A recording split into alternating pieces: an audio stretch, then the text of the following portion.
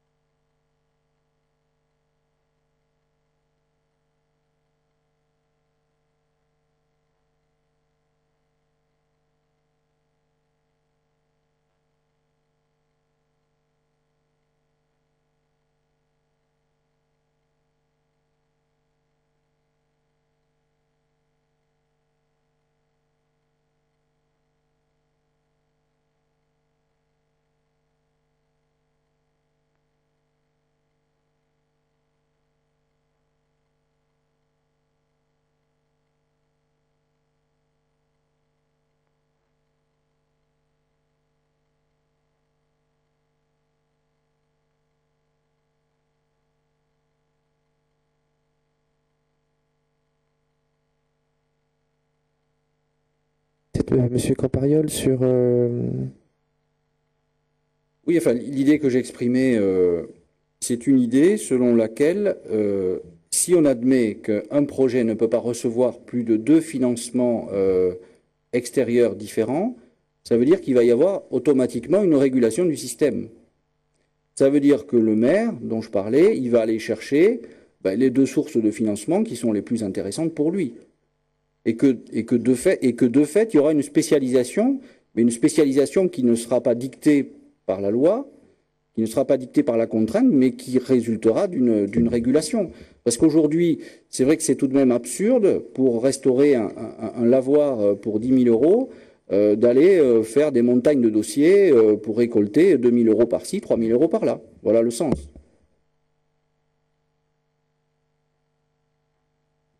Dans le prolongement de ce que dit Roger sur cette question des financements croisés, je doute un peu plus que toi, Roger, du caractère opérant de la limitation à deux intervenants.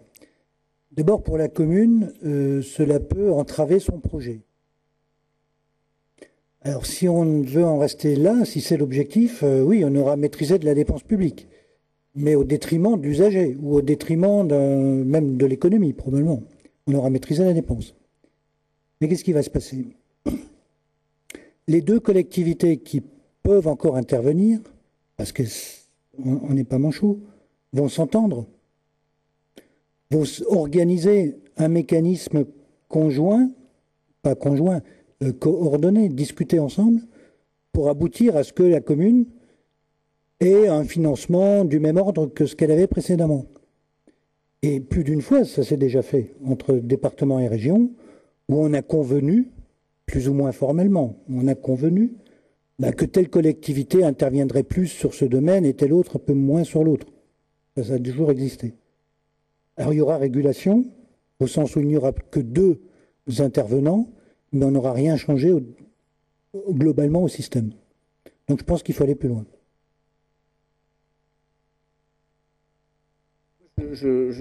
Pour voir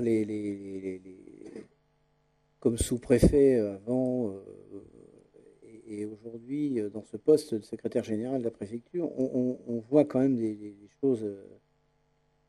Bon, je ne vais pas parler de l'Alsace comme ça, mais il y a quand même un saupoudrage, il y a quand même l'effet je coupe le ruban, donc je paye pour aller couper le ruban. Il y a quand même c'est quand même un peu désastreux quand même parfois, que je le dis quand même très clairement. Ce saupoudrage, il ne faut pas avoir peur d'une vraie révolution dans ce domaine-là. Je veux dire que les communes, au lieu d'aller se balader, c'est quand même un peu triste, comme le disait Roger Campariol tout à l'heure, je trouve ça triste que le maire soit obligé d'aller se balader, faire un peu mendier auprès des uns et des autres, il me manque, etc. C'est-à-dire que si demain il y a une collectivité ou 2 qui sont, ou une qui est responsable, eh bien voilà, elle assumera sa responsabilité complètement. Il ne faut pas avoir peur de dire que, il ne faut pas avoir peur de la réforme. Avant la création des régions, on a aussi investi. Que les grandes périodes d'investissement, d'ailleurs, elles sont antérieures à la création de la région collectivité territoriale. Les communes, l'État intervenait, et le département n'intervenait pas beaucoup à l'époque, hein, puisqu'il était géré par le préfet. Donc, et pourtant, on investissait. Donc, il ne faut pas dire qu'on ne pourra pas investir, on ne pourra plus payer les petits investissements des communes. Voilà. Juste un petit mot sur la possibilité ou non de faire cette réforme. Je pense que pour qu'une réforme marche, il y a quand même une condition fondamentale, il faut qu'il y ait un contexte politique favorable. Roger Campariol l'a évoqué, les problèmes de majorité, etc. Il faut un portage politique. Donc si à ce portage politique, la réforme passera, et s'il n'y a pas de portage politique, eh bien, ce sera un rapport de plus qu'on trouvera sur une étagère, malheureusement. Mais je trouve que le temps presse quand même, parce qu'on ne peut pas continuer comme ça à une espèce de fuite en avant où tout le... Bon, je parle aussi pour l'État, hein, c'est très compliqué de réformer. On voudrait bien aller plus vite. Les gens qui ont un tout petit poil, comme de petits bouts de responsabilité, voudraient bien aller plus vite. Mais il y a des tels freins au changement. J'ai occupé avant des fonctions de sous-directeur des personnels du ministère de l'Intérieur pendant 3 ans. On a réussi à fusionner le ministère de l'Intérieur. Il y avait, je ne sais combien, 16 corps administratifs. On est passé de 16 corps administratifs à 4. Ça a pris un temps considérable.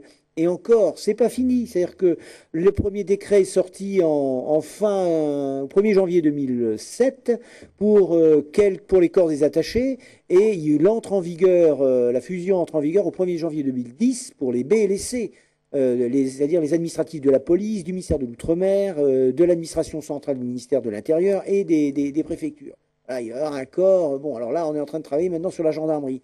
Mais ça prend un temps fou. Alors, si on ne le décide pas maintenant, je veux dire, dans 15 ans, on n'aura encore rien fait. Donc, à un moment ou à un autre, il faut qu'il y ait un courage politique pour aller de l'avant. Et je pense que le portage politique est essentiel. Et les usagers, enfin, les citoyens, la population, c'est-à-dire le grand public, jugera tout cela, jugera très sévèrement nos élus, s'ils n'ont pas été capables nationaux même, hein, s'ils n'ont pas été capables de faire cette réforme qui est quand même attendue.